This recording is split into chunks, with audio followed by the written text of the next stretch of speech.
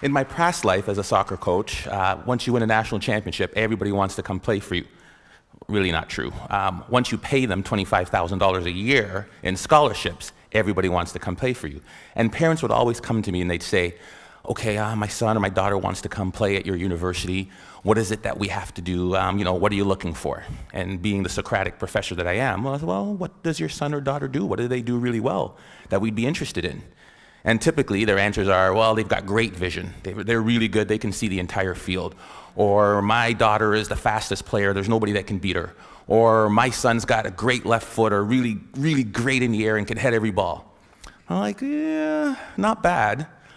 But to be quite honest with you, those are the last things I'm looking for. The most important thing, self-confidence. Without that skill, and I use the word skill intentionally, without that skill, we are useless as a soccer player. Because when you lose sight or belief in yourself, we're done for. I use the definition of self-confidence to be the ability or the belief to believe in yourself to accomplish any task, no matter the odds, no matter the difficulty, no matter the adversity. The belief that you can accomplish it, self-confidence. Some of you are saying, great, I don't have it, I'm so shy, I'll never do good. And you start to drag all the way down here. But I use the word skill because I believe it can be trained. And I'll show you a couple of ways in which we do. Hopefully I won't run out of time. I don't use any slides because my speech always goes here, here, or here. So we'll see which way we get to. The easiest way to build self-confidence. There's no magic button. I can't say, hey, this plane is going down. Who can fly it? Put your hand up. I can. I'm confident.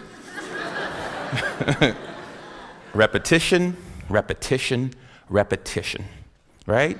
What does Malcolm Gladwell call it? The 10,000-hour rule. There's no magic button. I recruited a goalie from Colombia, South America one year.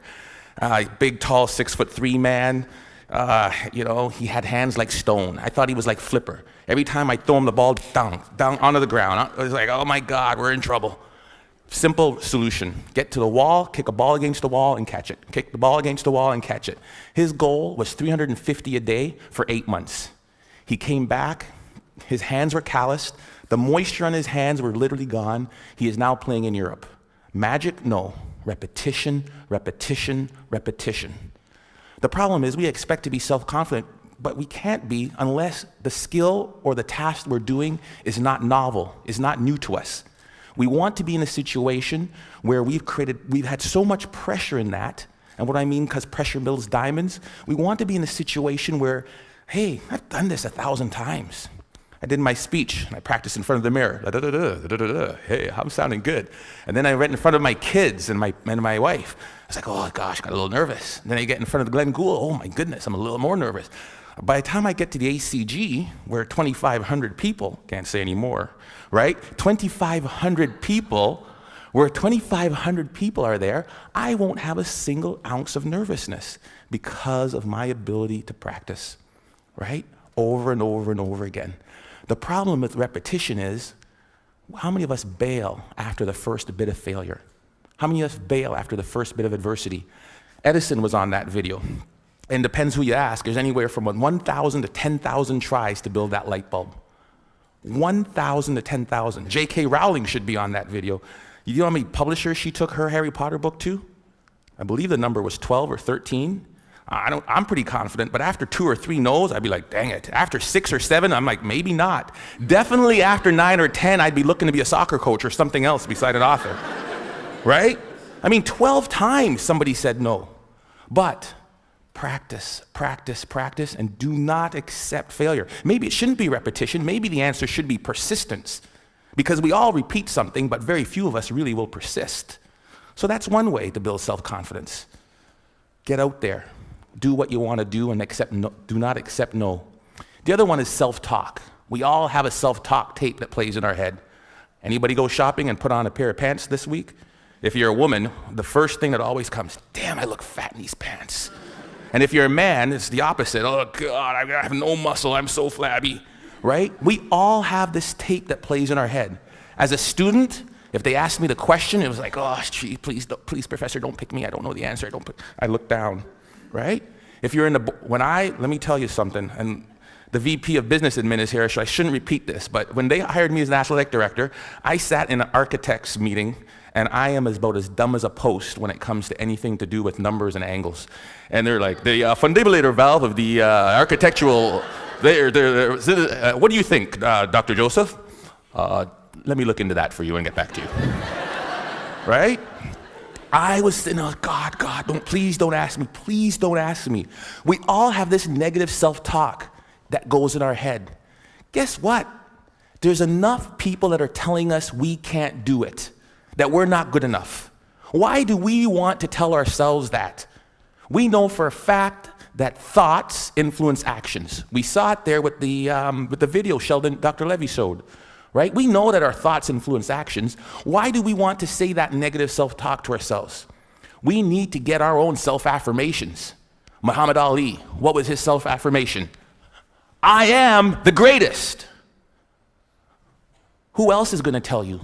There need to be quiet moments in your bedroom, quiet moments when you're brushing your teeth, that we need to reaffirm, I am the captain of my ship and the master of my fate. That is my affirmation. I came from a school of 1,000 people. I lived in a town of 1,000 people for 15 years. There's no reason that I should be in charge of an athletic department building Maple Leaf Gardens. But I am the captain of my ship and the master of my fate. If I don't say it, if I don't believe it, no one else will. How do you build self-confidence? Get away from the people who will tear you down. There's enough of that. Muhammad Ali, I am the greatest. There is no one better than me. It's a difference between hubris and ego and false pride. It's just reminding yourself in quiet, silent moments. I put it down on a list. It's right beside my mirror, right? About all the things that make me who I am. Because I make enough mistakes, and the newspapers will recognize it, and people around me will recognize it, and they'll tear me down. And pretty soon I'll begin to believe it. There was a time when my confidence was really low.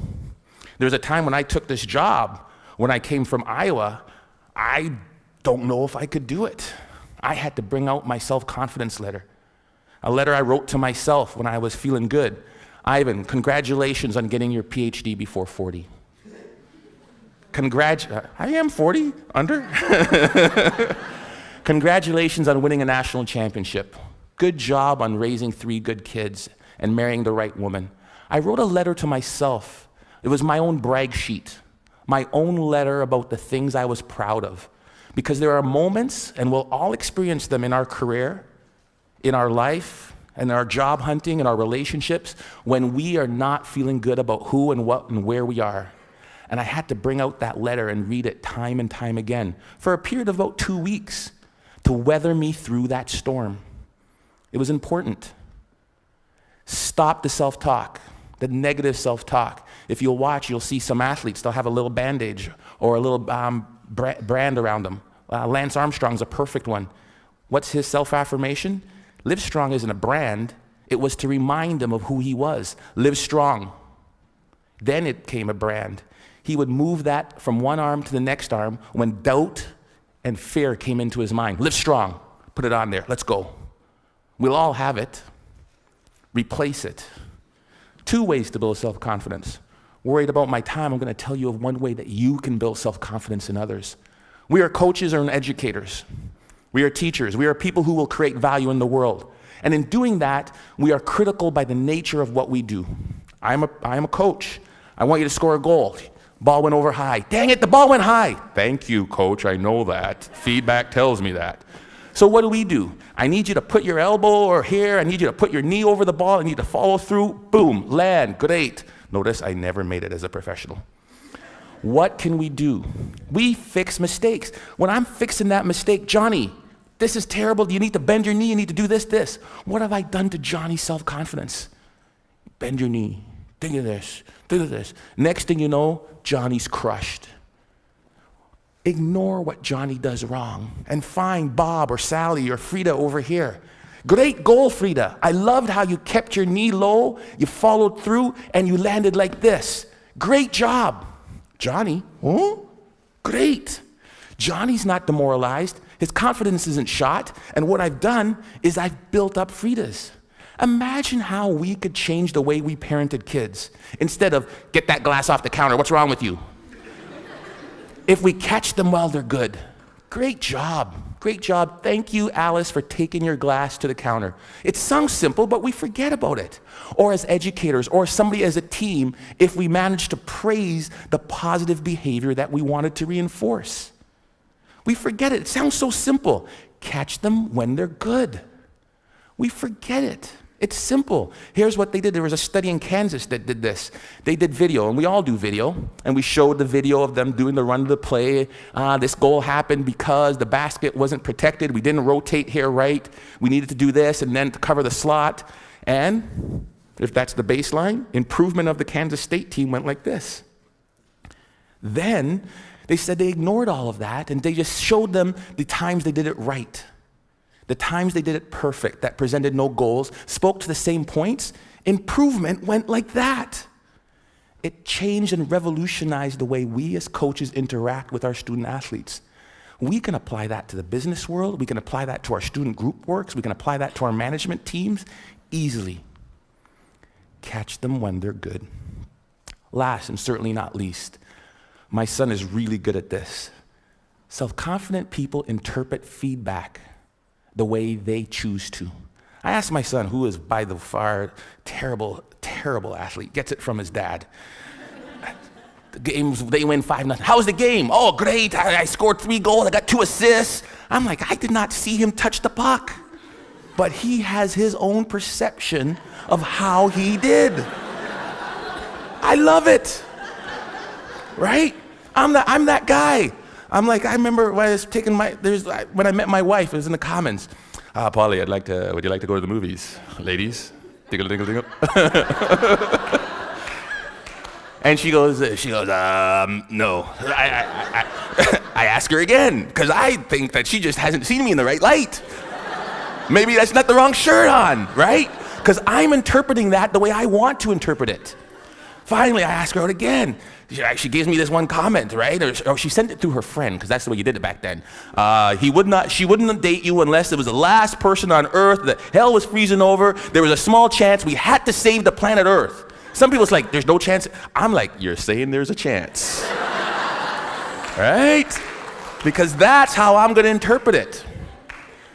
If I could give you one thing to take from this, it is, no one will believe in you unless you do. Listen to the words of that video. Here's to the crazy ones, the misfits, the rebels, the troublemakers, the round pegs in the square holes. We're supposed to be different, folks. And when people look at us, believe in yourself. Thank you.